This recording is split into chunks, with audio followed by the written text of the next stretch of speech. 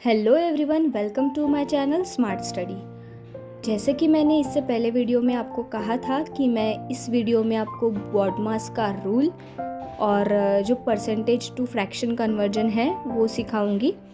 तो सबसे पहले हम BODMAS का रूल सीखते हैं। तो ये रूल हम 10th से सीखते आ रहे हैं, बहुत ज़्यादा इजी है।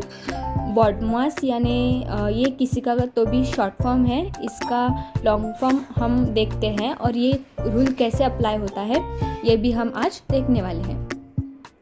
तो रूल ऑफ BODMAS क्या होता है? तो जो B का लॉन्ग फॉर्म होता है वो होता है ब्रैकेट्स, O का होता है ऑफ, D का डिवीजन, M का मल्टीप्लिकेशन, A का एडिशन, S का सब्सट्रैक्शन। तो हम देखेंगे इसको हम कैसे यूज़ करते हैं। तो सबसे पहले BODMAS यानी ब्रैकेट्स तो सबसे पहले आता है सिंपल ब्रैकेट, जो फर्स्ट ब्रैकेट जिसे हम कहते हैं सिंपल ब्रैकेट। तो जब हम सिंप्लीफिकेशन के क्वेश्चन सॉल्व करते हैं तब हमें ये तीनों तरह के ब्रैकेट्स दिखते हैं, तो हमें वहाँ कन्फ्यूजन होता है कि कौन सा ब्रैकेट पहले सॉल्व करें। तो हम देखते हैं कि ये जो सिंपल ब्रैकेट होता है वो हमें सबसे पहले सॉल्व करना होता है, फिर बाद में ये स्क्वायर ब्रैकेट सॉल्व करना होता है जिसे हम सेकेंड ब्रैकेट कहते हैं, और ये जो थर्ड ब्रैकेट है जो कि कर्ली ब्रैकेट है वो हमें सबसे लास्ट सॉल्व करना होता है।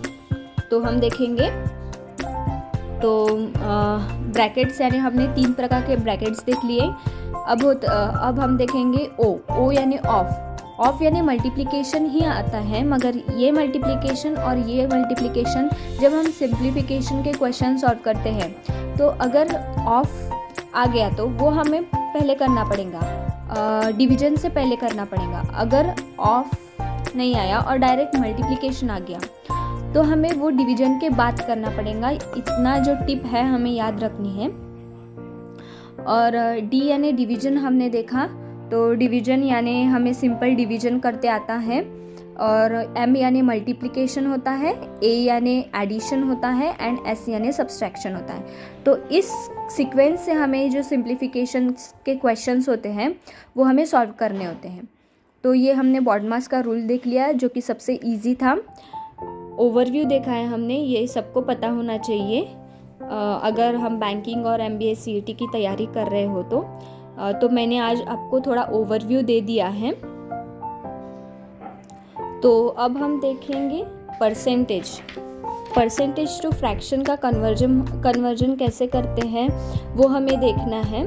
तो आज का वीडियो ज़्यादा बड़ा नहीं होने वाला है क्योंकि मैं इसमें 2 ही टॉपिक कवर करने वाली थी, परसेंटेज और जो BODMAS का रूल्स था वो।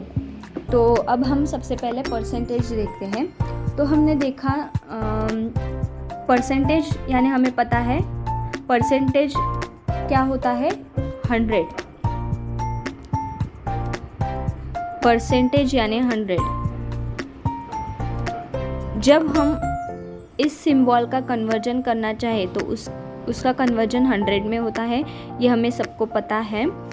तो देखेंगे एक एग्जाम्पल ये समझने के लिए, कन्वर्जन समझने के लिए।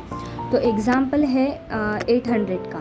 तो 800 का अगर हमें 10% में कन्वर्जन करना है तो 10% में कन्वर्जन कैसे करेंगे? 10% कैसे होता है? एक ज़ीरो हम यहाँ से डिलीट कर देते हैं। तो 800 का 10% में कन्वर्जन हो गया 80। अब हमें 5% करना है। अब 5% हम इस 800 का नहीं करेंगे, हमें इस 80 का 5% करना है। 80 का 5% यानी 80 का हाफ। 80 का हाफ क्या होता है? 40।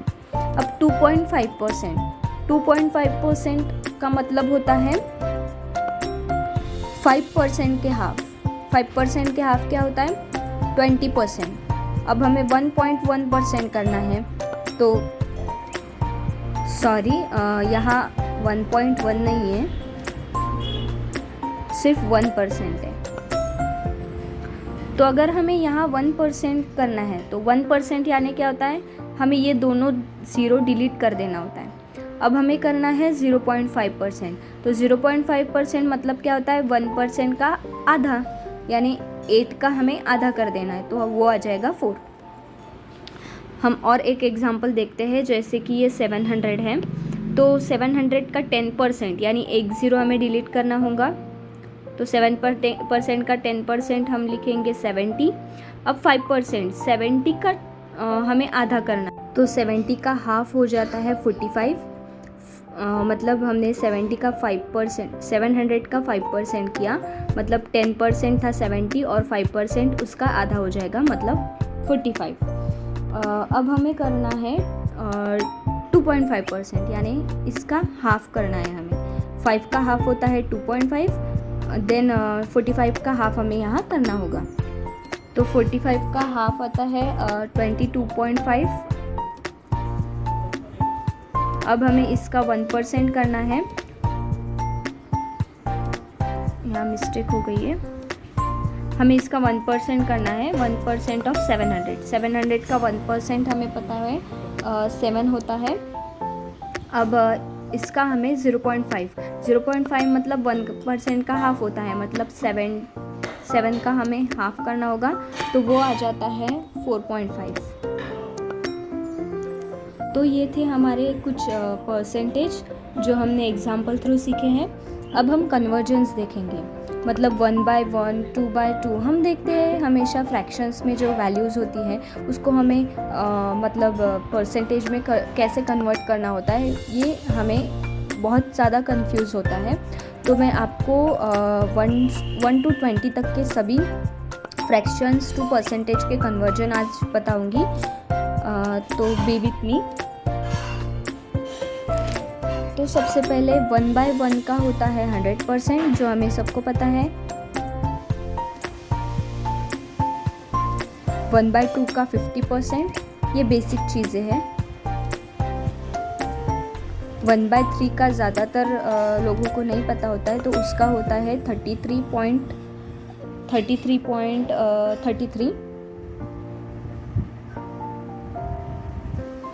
तो ये जो कन्वर्जेंस है हमें ये याद रखने होते हैं, तो इसकी रिपीटेटिव टाइम्स लिख के इसकी प्रैक्टिस करनी होती है। 1/4 का होता है 25%, तो यहाँ देखो 1/2 यानी 50, तो 1/4 यानी 1/2 का हाफ मतलब 25। और 1/6 का होता है 16.66।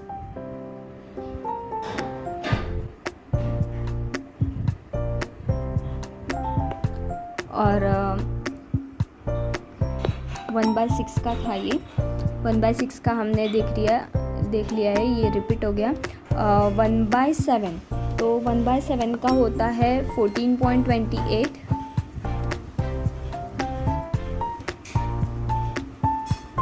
1/8 का होता है 12.5।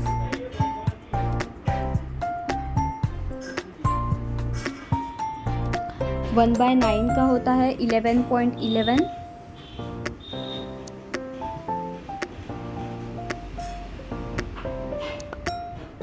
इसे हम 1/9 ऐसे भी लिख सकते हैं।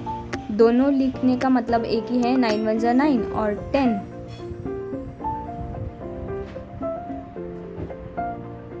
11 आता है यहाँ पे, तो 9 11 जा 99 प्लस 100 एंड 900/9 यानी 11.11 आता है। सो 1/10 का होता है 10%। 1/11 का होता है 9.09%। 1/12 का होता है 8.33।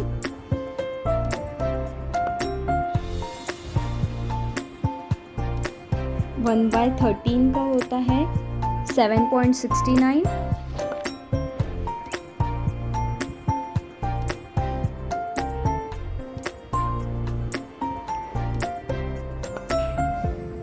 1/14 का होता है 7.14।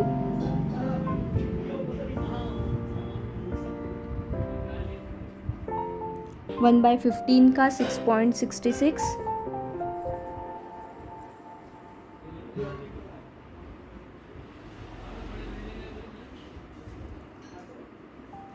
1/16 का होता है 6.25।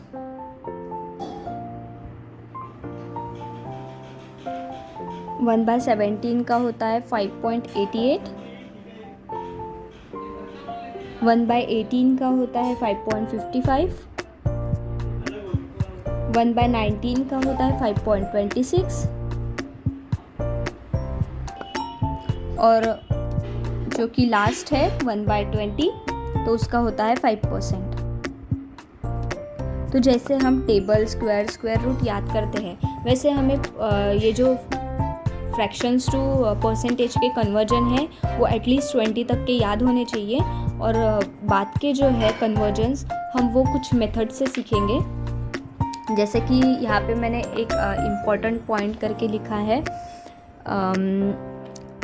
If we have to find the value of 2/3, 3/4, 2/5। हमने अब तक क्या देखा, 1/1, 1/2, 1/3, मतलब 1/, वाले ही सब देखे। पर अगर यहाँ 2/3, 3/4 ऐसे वैल्यूज़ आ गए तो हमें क्या करना है? तो उसके लिए हमें 1/1 to 1/20 तक के फ्रैक्शंस याद होने ज़रूरी है, तभी हम ये जो वैल्यूज़ है ये निकाल सकते हैं। तो हम देखेंगे इसे कैसे निकालते हैं। तो हम देखेंगे 2/3 का, 2/3 का हमें निकालना है। तो हम 2/3 यानी क्या होता है, 2 × 1/3, 2 × 1/3, 1/3 का हमें पता है 33.33 होता है। तो 33.33 को ये 2 से मल्टीप्लाई कर देंगे तो 66.66 ये आता है 2/3 का।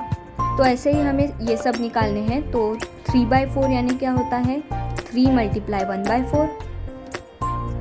तो यहाँ 3 × 1/4 का क्या हो, 25%।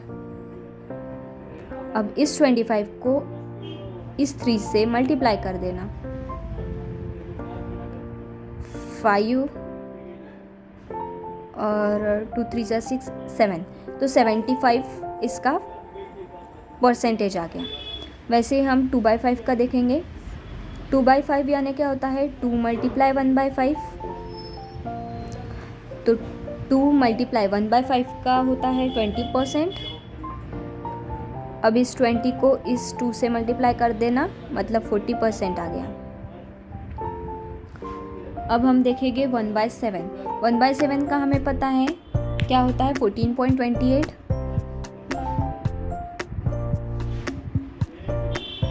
तो बस 2/7 है, मतलब 2 × 1/7, मतलब 2 × 14.28। सो इसका मल्टीप्लिकेशन कर देना है। तो वो तो उसका आंसर आता है 28.56। अब हमें 3/7, 4/7 ये सभी वैल्यूज़ के आंसर वैसे ही निकालने हैं। 3 × 14.28, तो इन दोनों का मल्टीप्लिकेशन हमें यहाँ कर देना है। तो इसका आंसर आता है 42.84%।